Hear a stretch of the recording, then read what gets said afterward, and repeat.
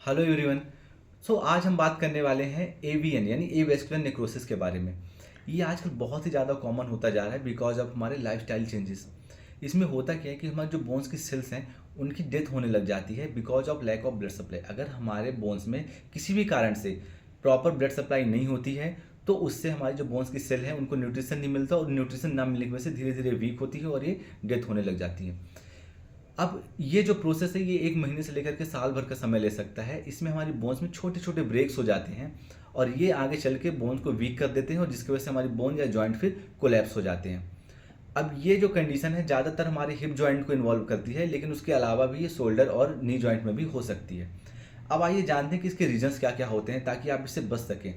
पहला तो होता है ट्रॉमा या फिर डिसलोकेशन। अगर हमारे जॉइंट में डिसलोकेशन हो जाता है या किसी प्रकार का ट्रॉमा हो जाता है तो उससे हमारी ब्लड सप्लाई यानी ब्लड वेसल्स में हैम्पर हो सकती है, क्योंकि ब्लड वेसल अगर कट होगी तो उससे ब्लड सप्लाई हैम्पर हो जाएगी। ब्लड सप्लाई नहीं हुई तो फिर ऑक्सीजन नहीं मिलना, न्यूट्रिशन नहीं मिलना, जिसकी वजह से हमारी जो बोन्स है वो डेथ होने लग जाती है।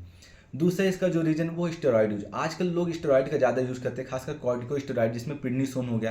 तो ये चीज़ें क्या करती हैं कि हमारे ब्लड वेसल में लिपिड की मात्रा को बढ़ा देती हैं, लिपिड यानी फैट। और अगर वो बढ़ता है तो फिर ये कहीं भी जाकर के उसके छोटे छोटे फॉर्म बन के हमारे ब्लड वेसल में ऑब्स्ट्रक्ट कर देते हैं। जैसे कि ऑब्स्ट्रक्ट जैसे ही हुआ वैसे ही हमारे ब्लड सप्लाई आगे जाना बंद हो जाती है और वो हैम्पर हो जाता है। तीसरा इसका रीजन ले सकते हैं हम, सर्टेन कुछ डिजीजेस होते हैं जैसे कि सिकल सेल डिजीज हो गया, जिसमें हमारे ब्लड की जो सेल्स हैं वो सिकल सेल की हो जाती हैं और हमारा इम्यून सिस्टम उनको रिजेक्ट कर देता है। इसकी वजह से हमें खून की कमी हो जाती है। दूसरा होता है एनीमिया। तीसरा होता है कैंसर डिजीज, कुछ टाइप के कैंसर, खासकर ल्यूकेमिया जिसमें आपको ब्लड कैंसर हो जाता है, उसके वजह से भी आपको एवीएन होने के चांसेस बढ़ जाते हैं। नेक्स्ट अगर हम बात करते हैं तो ओबेसिटी।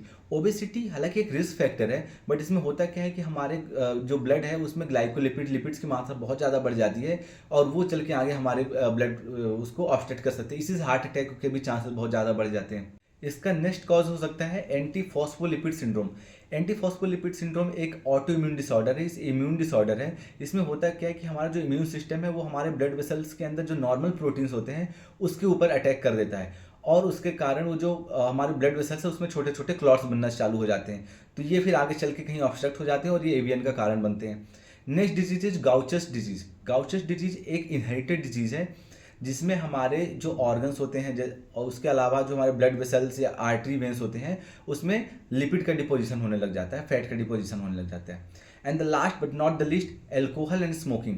अगर आप कंटिन्यूस बेसिस पे एल्कोहल का कंजम्पशन करते हैं तो ये भी आपके ब्लड वेसल्स में ब्लड में आपको लिपिड की मात्रा बढ़ा देता है। और स्मोकिंग आपके जो ब्लड वेसल्स है उनके ल्यूमेन को यानी उसके जो छिद्र या उसका पेरीफेरी होता है उसके एरिया को कम करने लगता है, तो जिससे हमारी ब्लड वेसल नैरो हो जाती हैं, पतली हो जाती हैं, जिसके कारण भी आगे चल के ऑब्स्ट्रक्शन हो सकता है। तो ये सारे रीजंस हो जाते हैं एवीएन होने के।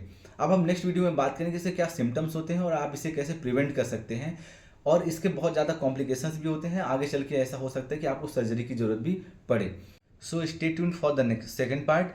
एंड और भी ज़्यादा इन्फॉर्मेटिव वीडियो के लिए इस चैनल को सब्सक्राइब करें। Thank you.